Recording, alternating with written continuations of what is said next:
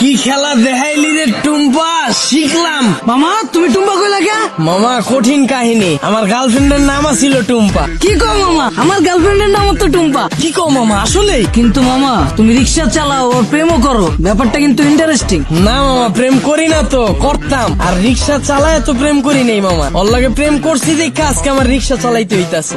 আরে টুম্পা, তোর লগে প্রেম কইরা আজকে আমার হাতে হ্যান্ডেল পায়ে প্যাডেল। কি কও মামা, প্রেম কইরা মানুষ দেবদাস হয়ে যায় শুনছি, কিন্তু প্রেমের লাগে মানুষ রিক্সা চালায় এটা প্রথম শুনলাম। মামা তোমার কাহিনীটা কিন্তু ইন্টারেস্টিং লাগতেছে, গল্পটা কও শুনি।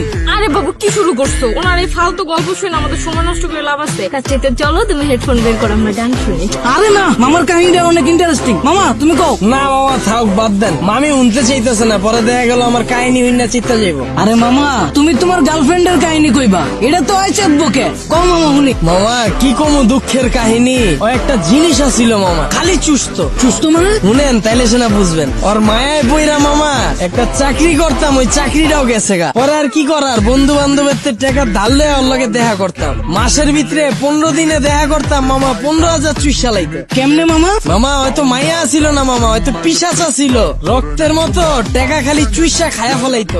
মামা গার্লফ্রেন্ড গেছে গে কেমনে? মামা আমার চাকরি তো চুইসাই দিছে। এরপরে মামা বন্ধু বান্ধবের দেশে টাকা ধার করছিলাম, ওর টাকা তো আর শোধ করতে পারি নাই। পরে আর নতুন করে ধার দেয় নাই, এর লেগে 10 দিন ধরে ওর লেগে দেখা করতে পারি নাই। পরে ভাই অন্য জায়গায় যায় ভাই চোষা শুরু করে দিছে।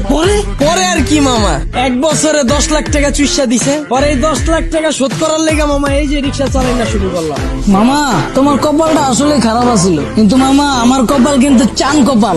গার্লফ্রেন্ড আমার অনেক ভালোবাসে। আর মামা আমিও কিন্তু আমার বন্ধুদের থেকে টাকা ধার লয়া ঘুরি, কিন্তু মামা ভালোবাসার কাছে টাকা পয়সা আসলে তুচ্ছ জিনিস। কি কও জান? মামা আপনার লেগে দোয়া করি মামা, খালি জীবনে একটাই আফসোস, যারে আম খাওয়া শিখাইলাম এখন আর আম খায় না মামা, আপেল খুঁজে। আর 2 দিন পর পর নতুন বয়ফ্রেন্ড লয়ে আমার রিক্সায় উঠে। কি কও মামা, তোমার গার্লফ্রেন্ড তোমার চুষা তোমার রিক্সায় উঠে আবার বয়ফ্রেন্ড লয়া? মামা আমি যদি তোমার জায়গায় হইতাম তাইলে 2 গালে হাড়া বইরা দিতাম। কি কও মামা, আসলেই? হ্যাঁ, তুমি দরকার হইলে আমার নাম্বার লয়ে লও, অগরে যখন পাইবা আমার নাম্বারে কল দিবা। দরকার হইলে আমি আইসা অগরে থাবড়ে যাম। দিল থামাইছো কে? আয় পড়ছি তো মামা, নামেন। ও আয় বলছো, কত দিমু? কিরা তুই আমার মালিকা? মামা আপনিই তো কইলেন পাইলেই কানের নিচে বাজায় দিতে। আমারে হাতে হ্যান্ডেল পায়ে প্যাডেল যে পরাইছে ওই জিনিসই তো এইটা, এটাই তো এখন আপনার কপালে জুটছে। আর আপনি কইলেন না হেল্পার রে দেখা উঠতে চায় নাই বাসে, ওই হেল্পারও আমার মতোই চাকরি করতো, ওরে চুইসা হেল্পার বানায় দিছে, এরপর আপনারা ধরছে। যাক মামা সাবধানে থাকেন, আমার ভাড়াটা দিয়ে দেন।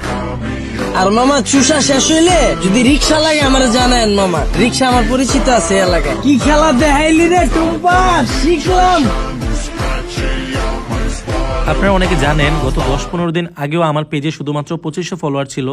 সো আমি কিভাবে শুধুমাত্র নাটক আপলোড দিয়ে এই 10-15 দিনে প্রায় 60,000 ফলোয়ার করে ফেললাম, এই বিষয়টাই আমি আপনাদের শেখাবো। আপনি নাটক আপলোড দিয়েও কিভাবে ইনকাম করতে পারবেন এবং খুব কম সময়ে আপনার পেজে ফলোয়ার নিতে পারবেন। আমি আপনাদের ভিডিও কলে আলাদাভাবে শেখাবো আপনি কিভাবে নাটকের ভিডিও এডিট করবেন, আপনি কিভাবে নাটকের কালারটা এডিট করবেন যেন সবার কাছে অনেক আকর্ষণীয় হয় দেখতে, আপনি কিভাবে আপনার ভিডিওতে লোগো অ্যাড করবেন, অথবা আপনি কিভাবে আপনার ভিডিওর মিউজিক এডিট করবেন যেন আপনার ভিডিওতে কপিরাইট না আসে। এই সকল কিছু জানতে আমাকে ইনবক্স করুন। অবশ্যই এটা পেড সার্ভিস, আমি যখন আপনাদেরকে সময় দেব আপনাদেরও উচিত আমার সেই সময়ের মূল্য দেয়া। ধন্যবাদ।